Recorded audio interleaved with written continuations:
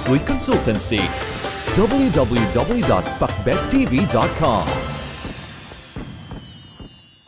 Sa Feng Shui mga kapakbet, sa totoong Feng Shui, may mga sinusundan tayong prinsipyo at rules tulad ng flying stars para sa pagkakaroon ng good flow of energy o Qi.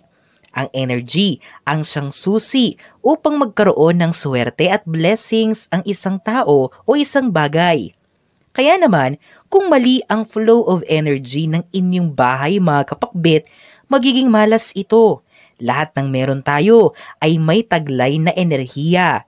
Dito lahat umiikot.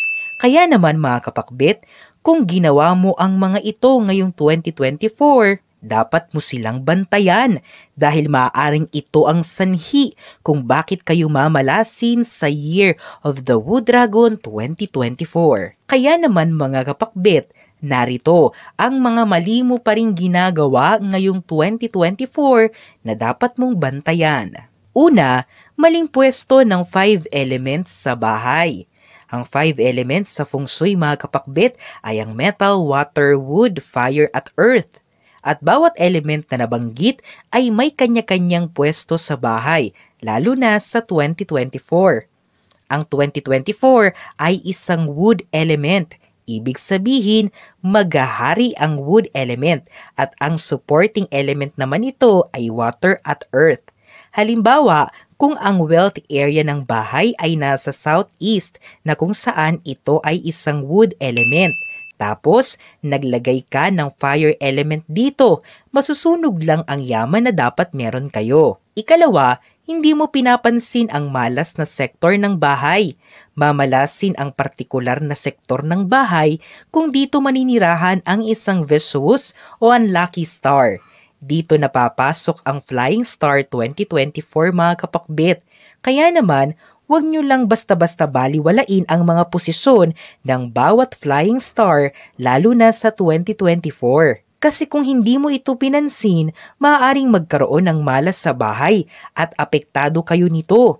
Tignan ang aming YouTube channel para sa 2024 Flying Stars Chart. Ikatlo, marami pa ring nakaimbak na dumi at kalat sa bahay.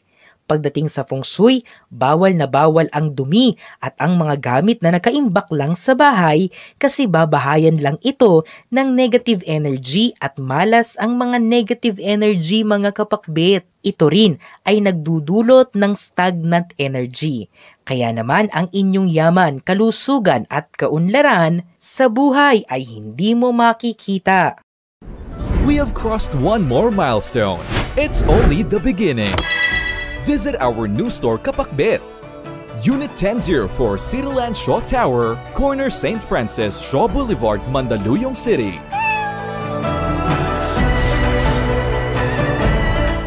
Ikaapat, hindi tama ang Feng Shui amulets at enhancers na meron ka. Sa pagpili ng tamang Feng Shui amulets at enhancers mga kapakbet, may tools tayo dyan at kabilang narito ang Bazi Flying Chart, Period 9 at 24 Mountains. Sa Pakbet TV, yan ang ginagamit namin para malaman kung ano ba talaga ang para sa iyo.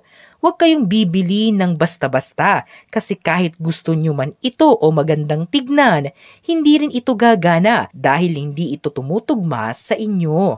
Ikalima, mali ang pwesto ng mga Feng Shui cures sa bahay. May Feng Shui cures ba kayo sa bahay nyo mga kapakbet? Tama kaya ang pwesto? Kapag mali ang pwesto ng mga ito sa bahay, dapat nyo ring bantayan ang pagkakamaling ito mga kapakbet. Mawala ng silbi ang inyong Feng Shui cures kung wala rin naman ito sa tamang pwesto. Ika-6, hindi balanse ang enerhiya sa bahay. Meron tayong yin at yang energy mga kapakbet. Ang yin ay ang negative energy at ang yang naman ang good energy. Kung hindi balanse ang dalawa sa loob ng inyong bahay, hindi rin balanse ang swerte at yaman na makukuha nyo. Malaki rin ang posibilidad kapakbit ng pagkakaroon ng madalas na away at gulo sa loob. Ikapito, sobra-sobra ang mga lucky charms mo. At ang panghuli na maling gawin sa 2024 na dapat bantayan ay ang bilang ng inyong lucky charms.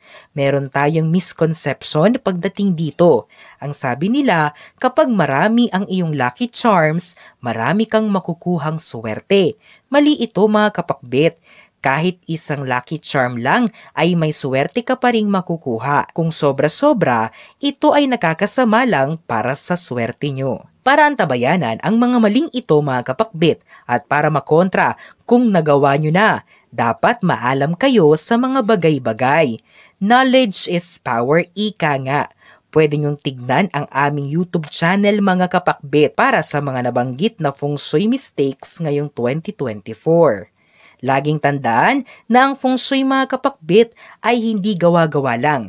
Ito ay tungkol sa paglikha ng balanse at magaan na environment na makakatulong upang mapaunlad ang sarili. Sana ay may natutunan ulit kayong bago sa amin mga kapakbit. Ang mga interpretasyong ito ay pawang gabay lamang. Nasa sa atin pa rin ang desisyon at tayo pa rin mismo ang may hawak ng ating kapalaran. Huwag po nating kalimutang magdasal at manalig sa may kapal, hindi niya po tayo pababayaan. Huwag kalimutang mag-subscribe, i-like at i-share ang video ito sa inyong kapamilya at kaibigan. Maraming salamat po sa panonood mga kapakbit.